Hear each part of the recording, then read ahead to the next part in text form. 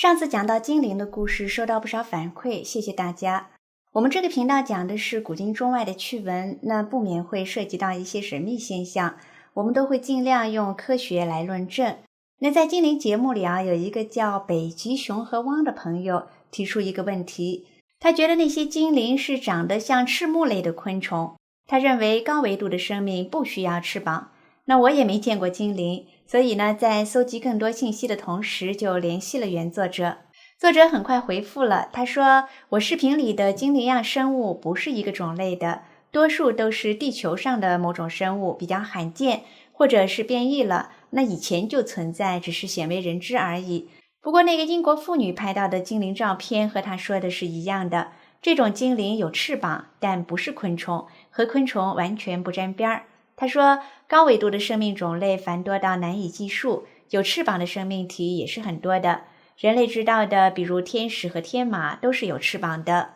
那还有人类不知道的各种各样的生命体。至于说高维度的生命需不需要翅膀，他说这和需要没关系，他们就是这样的形象。其实真正高维度生命连手脚都不需要，一念就可以做任何事。所以有的可能根本就没有形体，完全超出了人类的认知和想象力。我和汪雄一样也很好奇，就问他这事儿是怎么知道的。他说自己本身是特异体质，从小又接受冥想训练，所以可以看到不同空间的东西。我想这可能就是俗称的阴阳眼吧。这种人虽然少见，但确实也是存在的。不过我还是有些冒昧地问他，现在很流行冥想，那么多人冥想，好像也不太听说谁通过冥想练出特异功能了，为什么呢？他说其实很简单，任何一样本领，音乐也好，绘画也好，人人都可以做，但顶尖的人总是很少，因为这需要天分和刻苦钻研的精神。你看很多人坐在那里冥想，他可能根本不知道自己在干什么，或者干脆是睡过去了，做得再久又有什么用呢？当然冥想和别的技能又不一样，也不是几句话就能讲清的。真正有缘的人，只要发愿，都会有机会得真道的。不知道汪雄对这个答案是不是满意哈？我觉得你应该是有缘的人，那我是沾了你的光才找到原作者的，希望你好好发愿，将来得到了呢，也告诉我一声。另外一个问题就是杨989提的关于地心说的问题。他说，宇宙大到离谱，把银河系地图打开，找不到地球，所以不可能是中心。那作者的回答是，这个中心不是指人类能看到的这个空间，相对于不同空间来说，地球只是一个粒子。宇宙虽然大，但是呢是有范围的。打个比方，比如和地球一样大的粒子构成一个空间，比地球大1倍的粒子又构成一个空间，那比地球大2倍的粒子又构成一个空间。外面假设有3000个这样的空间，往小了讲，比地球小1倍的粒子构成一个空间，比地球小2倍的粒子又构成一个空间，那里面又有3000个这样的小空间，而地球这层粒子构成的空间，恰好就是这些空间的中心。所以从这个角度上来讲，地球还确实是蛮特殊的。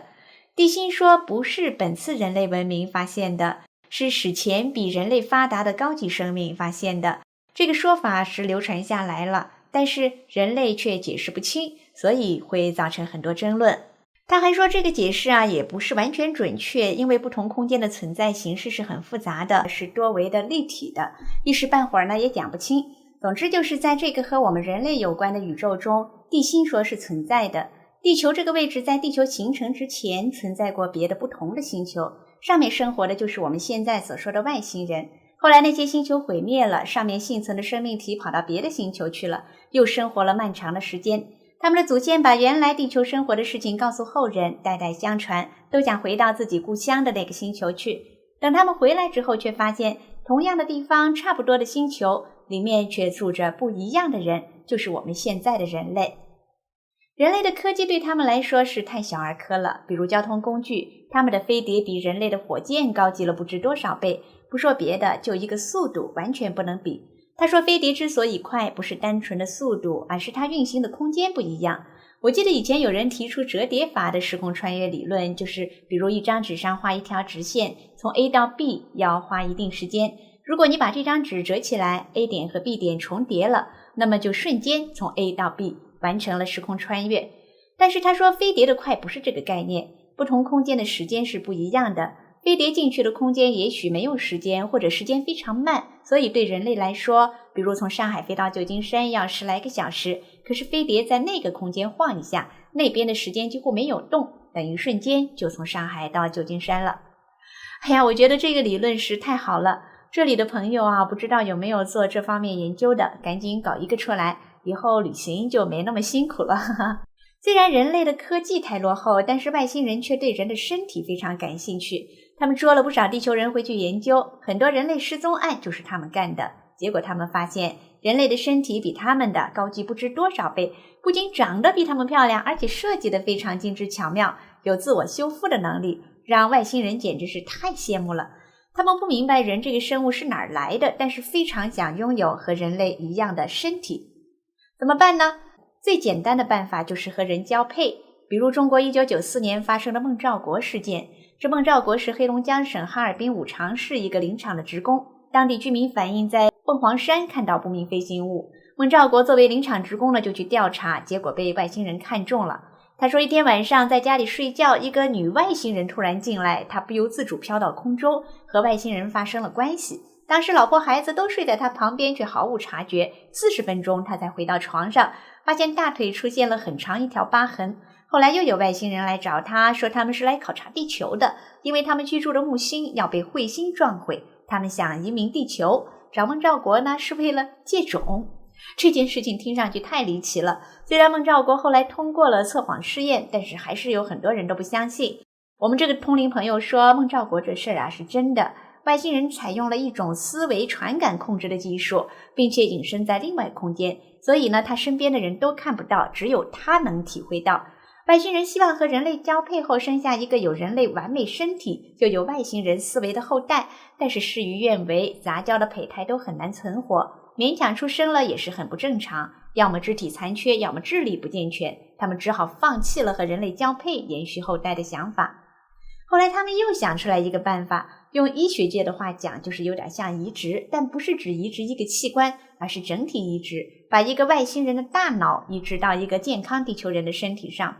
应该不是大脑，他用了 spirit 这个词，不知道翻成什么合适哈，大家帮忙建议一下。不管怎么样，这个听上去相当 crazy， 那他们的技术能达到这一步也确实够厉害的。不过后来他们发现了一个严重的问题，怎么回事呢？原来啊，有一次他们从地球上绑来一个非常完美的人体，不到30岁的年轻男性，健康成熟，外表俊朗，他们就把一个老迈外星科学家的 spirit 直接移植进了这个身体。手术很成功，外星人的大脑成功接管了这个身体，他看上去完全是一个年轻英俊活力四射的地球人，但是思维却是那个外星科学家的。可是外星人万万没有想到，虽然他们通过高科技解剖技术把人类身体的每一个细胞都研究得清清楚楚，然而还有一种看不见的物质在影响这个身体。这个被他们绑来的年轻人呢，是一个事业有成的商人，正要和热恋的女友结婚。他对未婚妻的感情非常深，而这种感情并没有从他身体里散掉。这个占据他身体的外星人就同样感受到这种强烈的情感。然而外星人是没有什么感情的，他们的社会和家庭形态和地球人非常不一样。从来没有过爱情体验的外星科学家完全无法适应这个年轻人火辣辣的爱情。这个情形啊，可能就像一个从来没有吃过辣的人冷不丁儿给灌了一大碗小尖椒，肯定受不了。那外星科学家几乎被年轻人的浓烈爱情折磨得快要发疯了，根本无法正常生活。这次实验显然是失败了。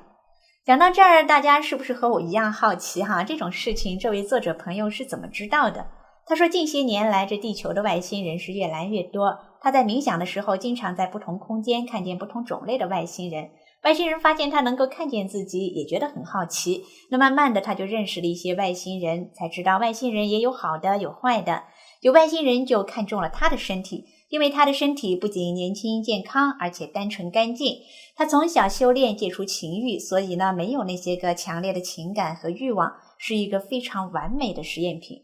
有一天晚上他睡觉的时候，突然被窗外强烈的白光惊醒了。他下意识感觉到危险，于是盘腿冥想，结果看见外面几个外星人从他们的飞行器上下来，朝他的方向走过来。